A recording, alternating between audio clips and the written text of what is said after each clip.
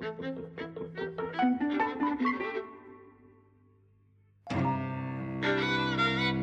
and welcome to Eavesdropping at the Movies. I'm Mike. And I'm Jose. And we've just been to see Die My Love. Directed by Lynne Ramsay, co-written by Enda Walsh, Lynne Ramsay and Alice Birch, and adapted from a novel from 2012 by Ariana Harwitz called Matate Amor, or in English, Die My Love. I didn't know anything about this. I mean, I really didn't know anything about it other than Lynne Ramsay had directed it, and then it had Jennifer Lawrence in the main role. I mean, because it's kind of Halloween season, and that was the title, I thought this might have some kind of horror aspect. It really doesn't. It's Lynne Ramsay, so it sort of defies a little bit of categorization. And yet, it's a very Lynne Ramsay film. Yeah. So it's essentially a drama, but it has kind of comedy elements, very black comedy, about a couple.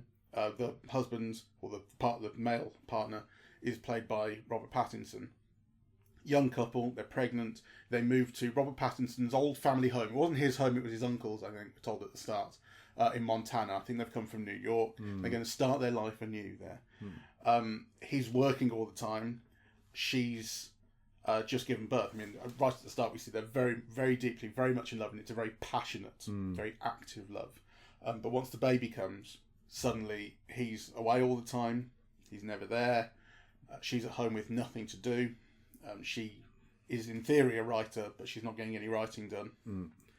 And essentially what we're seeing is postpartum depression, although it's only really stated as such once, and that conversation is discarded immediately. You know, she's, I don't want to talk about it. I've not got that, whatever it was, you know. So the film kind of does bring up that idea, but really it's a film that's not talking through what postpartum depression is. It's a film that's just dealing with a state of mind. It's hardly even plot driven. You're just seeing a character. It's how this person thinks, how she behaves, the situation that she finds herself in.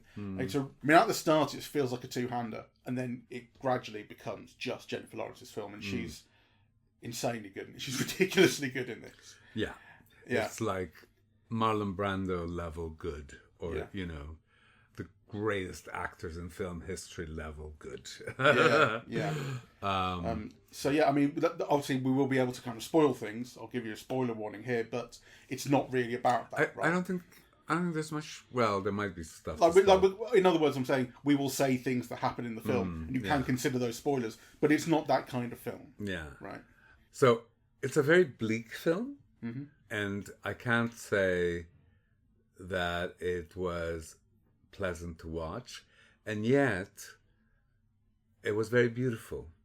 You know, so I mean, there were just shots or bits or framings or, you know, imagery that's kind of poeticized and slightly out of focus, or, you know, that I just find very beautiful and moving. Yeah. So, for example, that whole exchange between Jennifer Lawrence and Nick Nolte when he can't tie his shoes at the beginning. You know, I just found that so moving, and I couldn't put my finger on why. Really, it was almost like, actually, it was coming out of Nick Nolte's performance, right? Yeah. Out of his eyes and the shaking of his hand, and you know, but also actually out of seeing such two great actors together. You know, I found that moving. But then there were also things like the very beginning of the film where you have this still framing. And it's like a doorway within a doorway within a doorway. And then you see the couple kind of moving in through the window, but you can't make them out, right? It's just kind of such a, suggestive image, right? And then there were others. Well, Robert Pattinson comes wearing that cowboy hat looking for her, at dusk where she's with another man, right? Or... You know, that's not quite clear. Yeah, or imagining she's with another man. Yeah. There are levels of kind of imagination at play, possibly. Yeah. Sometimes it seems quite obvious. She imagines her husband. He's not a husband at that point. She imagines Robert Pattinson with another woman when he's not with her. Yes. And maybe that's true, maybe it's not, but it's something she's imagining. But the things with the Lakeith Stanfield character, who is a real oddity in the film. He's a really unusual presence in it. For one thing, he's black. And there's not really a strong racial component to the film, but it's just a film peopled by white people apart from him. And And the way that he comes into the film, we see this motorcyclist riding by. We don't know that it's him. We don't know who he is. He's got leathers on and a helmet, and he just rides by the house. And we're going, she notices him. Rob Pattinson doesn't know anything about this. Who is he? Why is he paying attention to this house? Why does he keep coming by? And then when we see him with his helmet off, she appears to know him.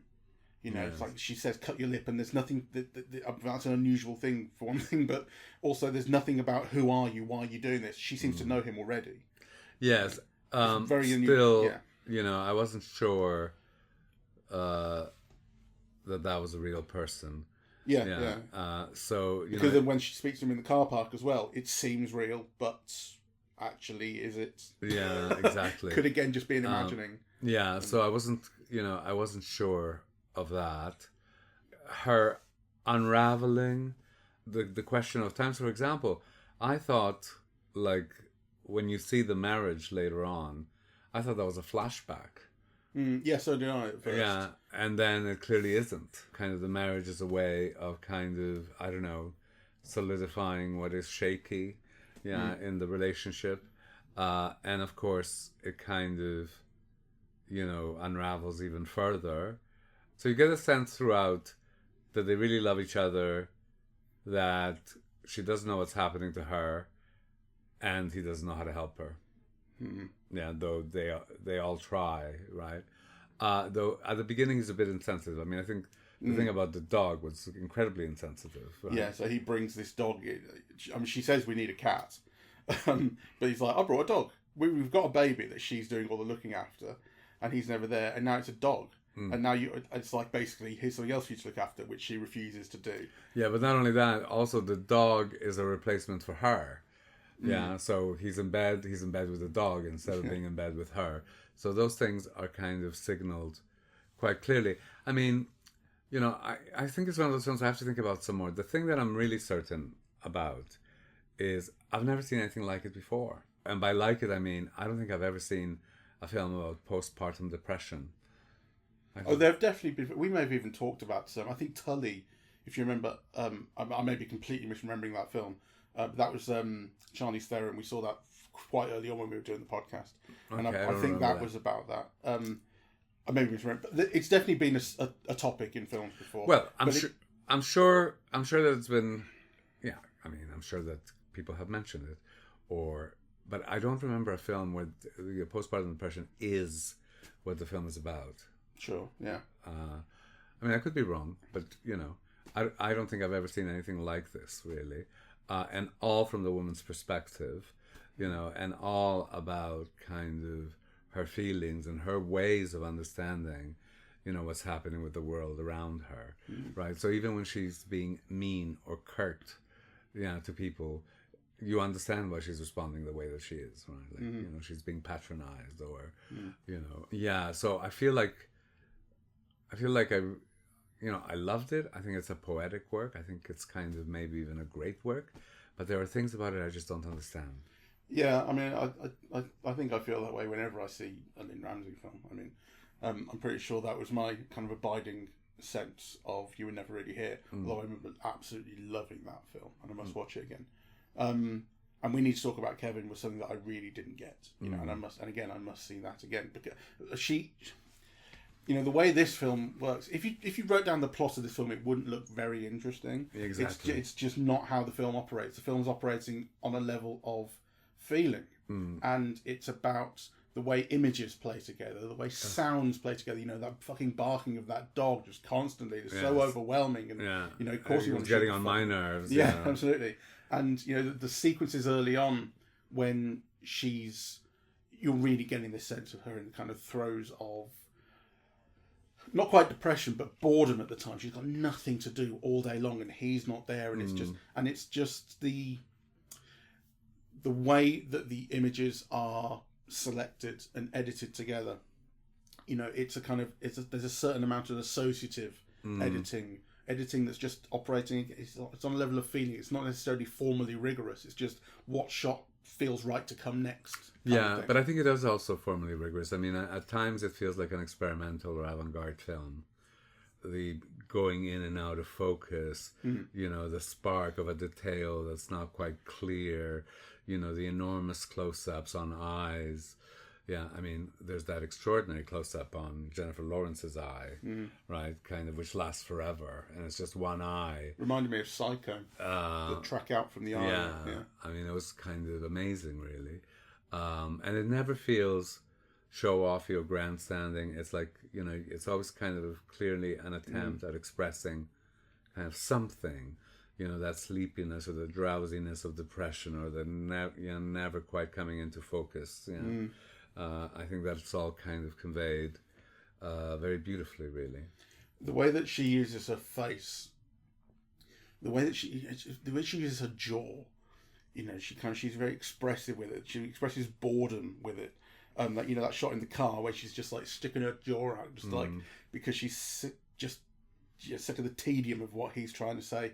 The bit where she's in the hospital and it's there's that close up, which is not quite the one you're talking about, but there's a similar close up when she's talking to the doctor, and it's just on her face. And at first there's a shot of her talking about her past, talking about the way she feels and stuff, and then we cut back to her, and it's just a shot of her just looking. And she's moving her jaw from left to right, and you go, well, why are we showing this? But it's just it just generates this feeling. It gets you into her head. This is how she's feeling. This is the time it's taking, you know. And that's what I mean when I say, you know, kind of formal rigor. I'm talking about kind of patterns of editing, that kind of thing, that you could kind of mathematically sort of lay out. This is not what's happening in this film. It's what feels right. What feels right to show. You know, and that's why I think it's really all about just getting into this character's head. You know, because it's not about, okay, what's she going to do next? Where does the plot go? It's who is she and how is she feeling? We don't even get that much that's concrete about actually who she is, you know, her past and that kind of thing. But it's about kind of where is she now? Well, I mean, you are told she was orphaned at 10. Yeah. Yeah. Eventually, yeah. And that she didn't feel very wanted by her parents, who didn't pay very much attention to her. But it doesn't seem like essential information about her, actually. No. I reckon this film is probably really relatable to someone who's gone through this kind of thing. Sure. You know, I mean, like, and I think it's that lack of specificity in who the character is probably helps generate that, because it's not about the specifics of your past. It's about how you're feeling now and what are you going through right now. Film feels very present in that sense. Her character is extremely present. Yes. Let's talk about Robert Pattinson, because he, to me, was one of the flaws in the film. You know, I'm not sure whether it's a problem with him as an actor, or if it's particularly evoked in this way for this role, right? But there's something very hooded or masked or unreachable about, Robert Pattinson. He's not the most transparent of actors, I don't think. No, I think that's probably fair enough. He's a little bit mannered and you know, playing in a foreign accent, you know, which is obviously something he's very used to. I mean, who isn't? But it does feel there's a kind of, I don't know, there's something in the way of getting to the core of what his character should be, in the way that there isn't for Jennifer Lawrence, who feels like really right there. I mean, you were saying before the film began, you're not sure about Robert Pattinson. You never really have been. No, it's so true. Is this So going to play into? Well, I mean, it's possible that I'm saying, maybe there's an element of prejudice, but you know, I love actors and I love watching actors acting. So you know, I don't think I went in with an observation, you know, the past, and I've really liked him in some things, because of the way he looks or whatever, right, or the way he's used. But he does have that quality, which works very well in a film like Batman, for example, right, or the Twilight films, where, you know. But I think here I would have liked to have had more of a sense of his love for her, of an openness, of, you know, wanting to reach out, or even, you know, being emotionally hurt, or, you know, the expression of having the hots for her. I didn't get much of that from him. Well, I mean, having the hots for her thing is like the first 5 minutes of the film, because after that, but that's done by actions, Yeah. not by anything in his face, right? Yeah, yeah. It's actually kind of, what they're doing, right? But, you see in her face, a kind of a glee and a desire, whereas in him, you just see him crawling on the floor and then, like having sex. You don't see anything in his eyes that kind of, makes him seem lit up by desire. So, and I think actually, I mean, I think in this case, it kind of works with the film because he is distant. Yeah, he's saying things, but you don't kind of, certainly don't reassure her, and I can understand why. So, but I thought it was a problem with the film. There seems to be a bit of a hole there where a person should be. Like, you can imagine another actor bringing more to it, but I didn't hate him at all, and I did think there was something. There's something I feel like I get about his character, which is the idea of someone who's just sort of, is just struggling with someone who's a bit difficult in some way, and even and is showing too little sympathy to that, but also has their own thing going on that like I can only pay so much attention to you and your issues because I also have my thing. Like, there's something quite relatable about that too. Like, his character isn't totally hateful. His character, no, he's not hateful at all. I mean, you get the feeling that he loves her and that he's doing everything he can to be of help to her, but doesn't quite know what's going on and is kind of frightened by her. Well, no, I would say he's not doing everything he can. There's definitely, I think the film definitely is portraying him as not as attentive as he could be, but it does give him reasons to not be as attentive. There's an evolution to that. Yeah. Okay, so I think, at the beginning with the dog and so on, he doesn't have a clue what's happening and he's not being attentive. But I think later on, he paints the house, he cleans the house, he gets a new car. Yeah, he kind of, you get the feeling that he is trying to be really supportive. Yeah, of course, when that happens and she comes out of hospital and she looks fantastic, and like you go, wow, I didn't realise how unhealthy she'd looked until she came out of hospital and suddenly looked rejuvenated, My God. But then you're thinking, this can't last. There's never going to be, these couple will not have a happy ending. There's something's going to go wrong. Well, you see, I didn't know, and that's one of the things, because I kept wondering, how is this going to end? And after seeing the ending, I'm still not sure how it ended. I mean, how is one to interpret that last scene? Is it symbolic? Is it her burning up her world? Or is it literal? Yeah, that she burned her, but she wasn't carrying her diary when she left. So kind of, I'm not sure how to interpret that ending. No. The way to try and address it is, I think, the way that everything is working in the film, which is, how does it make you feel? Okay, don't try and think of it as literal. What feelings are being expressed here? Well, and it's a kind of liberation, but it's a liberation through destruction. I mean, she's a very destructive and self-destructive character. She is. You see that throughout, and this is another example of that. And it's a very kind of grand version of it, because she's setting fire to her writing, which is something that we've been told is important to her, despite the fact she's not been doing it for some time. But it's just like she's given up on that and thrown it away, and will burn down a forest carelessly. It doesn't seem like she's doing it deliberately to burn down a forest, but that's the result. And the forest, I mean, it's definitely kind of dreamlike in the sense that the forest ignites immediately. This does not spread like a fire actually does. It just immediately goes up, and she walks into the forest naked. I mean, yes, symbolic is... So I guess, she sets fire to her world. He tries to go in after her to rescue her, but can't. Yeah, because he goes, but then steps back, right? Because it's a fire. It's a fire. Yeah. So kind of that's an intriguing kind of ending. I mean, it has that feeling, I suppose, of something like, if we're talking about the film on the level of being an expression of postpartum depression. Remember the ending of Melancholia, which was about just general depression. Yes. And how, well, the way that ends is the world does end. Yes. I mean, it just does. Like, and the thing about Melancholia is Kirsten Dunst's character, who's the depressed one, is in the best position for that, because depressed people expect the worst to happen at all times. Everyone else is thinking maybe we'll survive this, and she's like, it's coming. and this maybe has some sense of that, of like, with that huge moon. Of course things have to end in flames. I don't know, but I mean, there's definitely not a sense of like the relationship ending. I mean, you don't feel this is. To me, this does not say like she's going off and this is where she dies, right? This is going to be a moment in her life, but you feel like the story continues. How it continues, I don't know. But like, this isn't the end of them. I also, another kind of thought, and this might be a cliche, but I also thought it's a film that only women can make.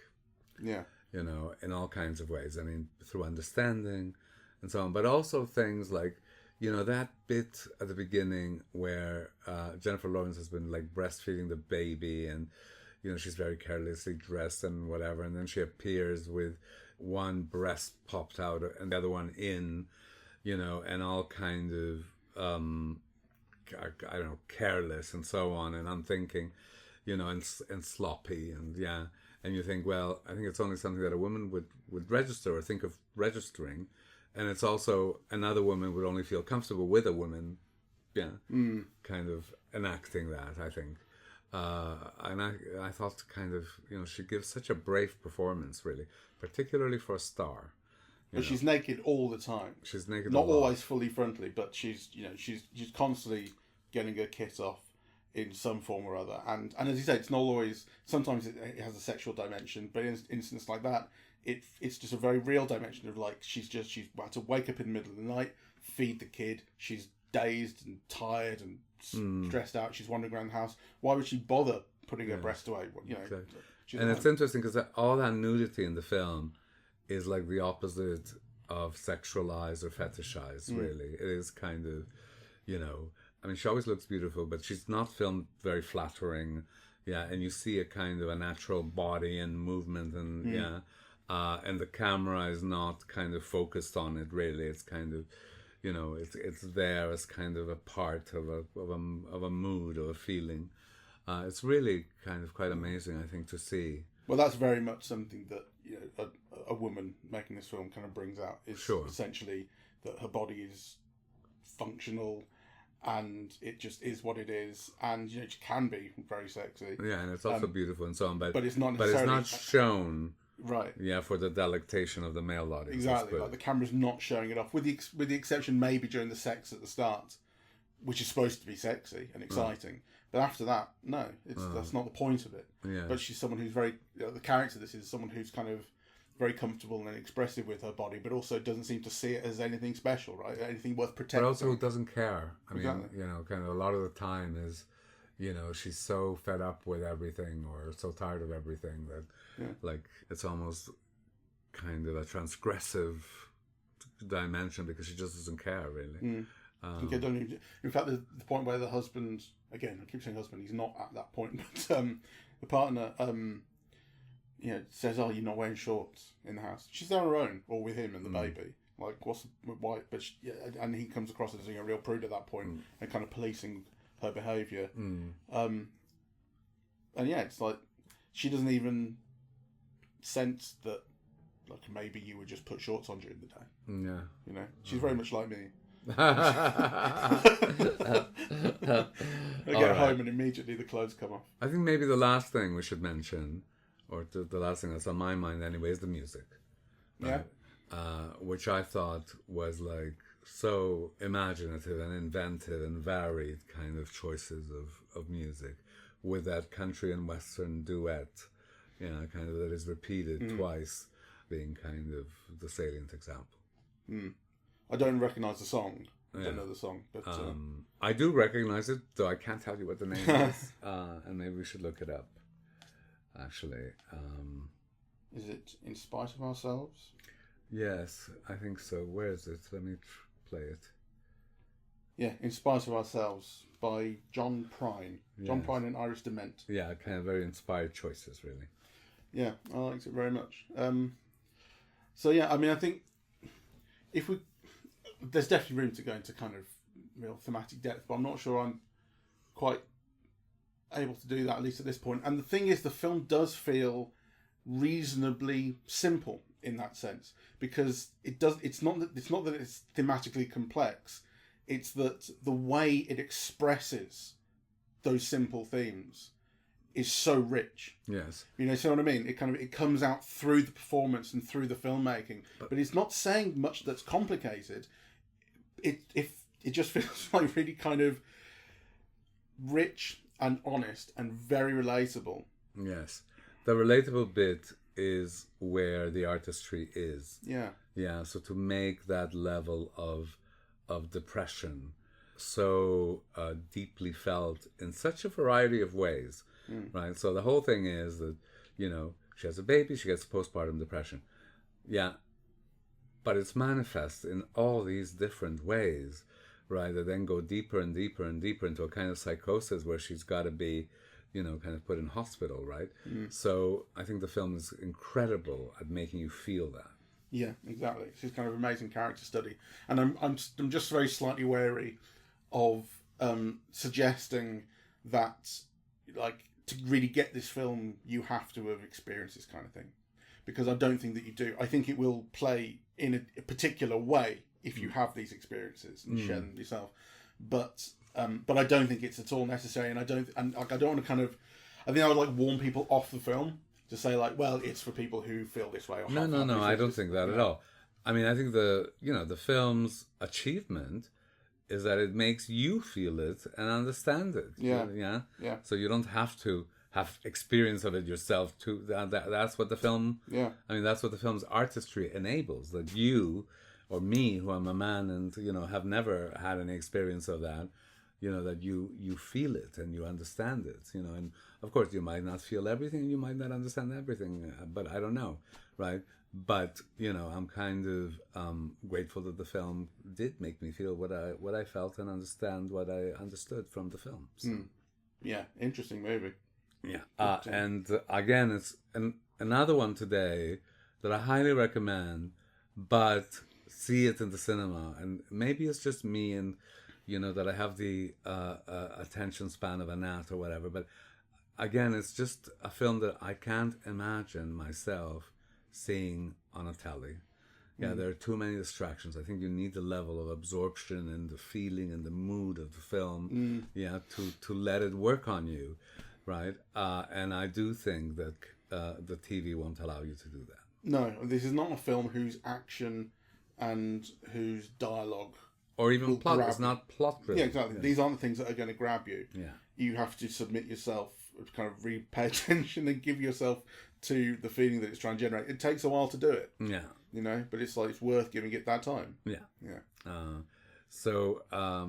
Highly recommend. Thank you all for listening. We're eavesdropping at the movies, and we are on Apple Podcasts, Audible, Spotify, SoundCloud, YouTube, and YouTube Music. On social media, we're on Facebook and Twitter at Eavesdrop Movies, and Blue Sky, eavesdropping.bsky.social, and the website is eavesdroppingatthemovies.com. Thank you very much. Bye-bye.